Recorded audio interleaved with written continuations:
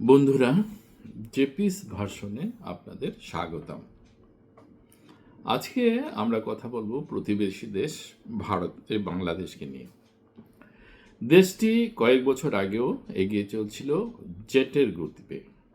GDP গ্রোথে ভারতকেও ছাড়িয়ে গেছিল এবং সারা পৃথিবীতে একটা আলোচ্য বিষয় ছিল যে বাংলাদেশ তার জিডিপি রেট এত বাড়িয়ে কী করে নিল এবং এত জনসংখ্যার দেশ হয়েও তারা এগিয়ে চলছিল রকেটের গতিতে।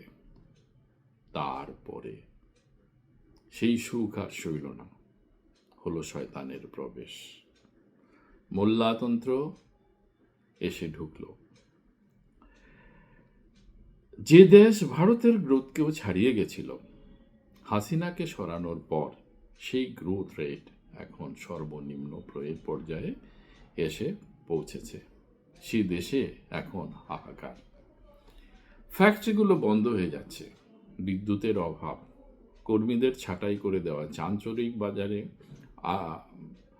আন্তর্জাতিক বাজারে এদের মালের চাহিদা কমে গেছে। খাদ্যের দাম বেড়ে হয়েছে আকাশচুম্বী।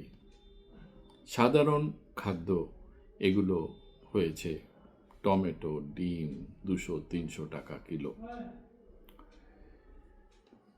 রাস্তায় রাস্তায় শুধু এজিটেশন আর এজিটেশন, খালি ধর্মঘট আর ধর্মঘট।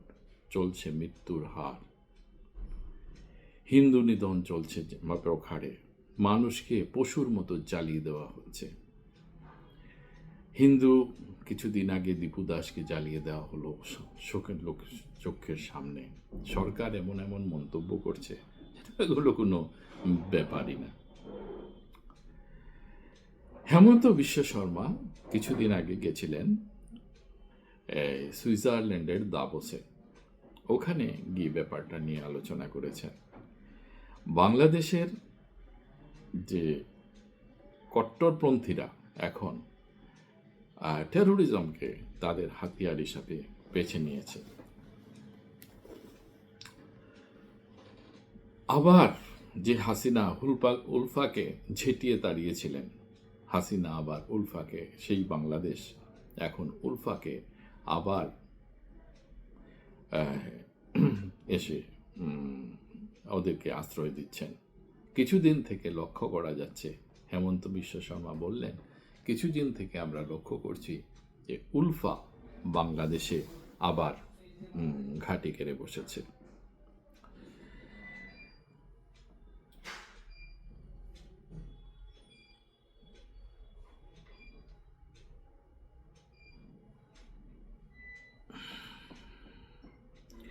উলফার টপ কমান্ডার এর বাংলাদেশি উপস্থিতি এখন সবার কাছে একটা চিন্তার বিষয় হয়ে দাঁড়িয়েছে। বিশেষ করে আমাদের চিফ মিনিস্টার এবং সিকিউরিটি এজেন্সিগুলো এটা নিয়ে অত্যন্ত চিন্তিত হয়ে পড়েছেন। উলফা আবার বাংলাদেশে কি করে ঢুকলো? আওয়ামী লীগের সময়ে আওয়ামী লীগের সাহায্যে এইসব যারা টেরোরিস্ট অর্গানাইজেশন, এগুলোকে হাসিনা সরকার অনেকটাই কন্ট্রোল করে ফেলেছিলেন। কোনো অসুবিধা হচ্ছিল না। বাংলাদেশ থেকে আমাদের যে থ্রেট, সেই থ্রেট অনেকটাই কমে গেছিল। আসামের যে থেকে বাংলাদেশের যে থ্রেট, সেটা হাসিনা সরকারের সাহায্যে অনেকটাই কমিয়ে আনা গেছিল। কিন্তু এগুলো এখন সেই মোল্লাতন্ত্রের সাহায্যে আবার ফুলে ফেঁপে উঠেছে। বাংলাদেশ নিয়েছে পাকিস্তানের পথ। পাকিস্তান টেরোরিজম করতে করতে হয়েছে ভিখারি।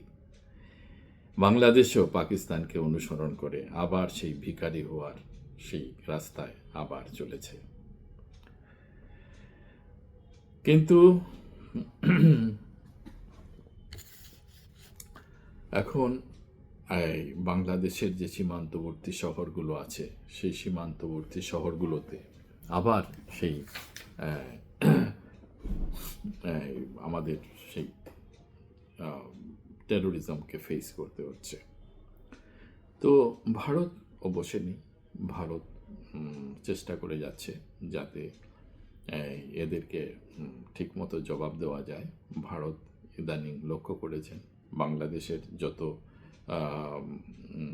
ডিপ্লোম্যাটস আছে তাদের পরিবারকে সরিয়ে এনেছেন। নির্বাচন হবে ফেব্রুয়ারি। এর আগের কথা আপনাদের মনে আছে? যতবার বাংলাদেশে নির্বাচন হয়েছে ততবার বিজয়ী দল হিন্দুদের উপরে তাদের অত্যাচার সীমাহীনভাবে করেছে, মরেছে হাজার হাজার সেই সংখ্যালঘু। এবারও সেই জিনিস যে হবে না এটার কোনো নিশ্চয়তা নেই, হবার সম্ভাবনা অনেক বেশি। সুতরাং সেইভাবে ভারতকে এবং বিশ্বমহলকে সচেতন হতে হবে। বাংলাদেশ কি শেষ পর্যন্ত পাকিস্তানের মতো সেই কঠোর অর্গানাইজেশন হবে? একটা ফেইলিওর, যে দেশটার এত ছিল, ভবিষ্যৎ ছিল, শুধু সেই মোল্লাতন্ত্রকে প্রতিষ্ঠা করতে গিয়ে আবার কি সেই দেশ সেই ভিখারি অর্গানাইজেশন, ভিখারি দেশ হবে? বন্ধুরা, আপনারা আপনাদের মন্তব্যে জিনিসটা আপনারা বলবেন, আর আমার এই চ্যানেলটাকে একটা লাইক এবং সাবস্ক্রাইব করে দেবেন। আশা করি ভবিষ্যতেও আমরা আরও এ ধরনের ভালো ভালো তথ্যমূলক তথ্যমূলক বক্তব্য আপনাদেরকে দেব। ধন্যবাদ।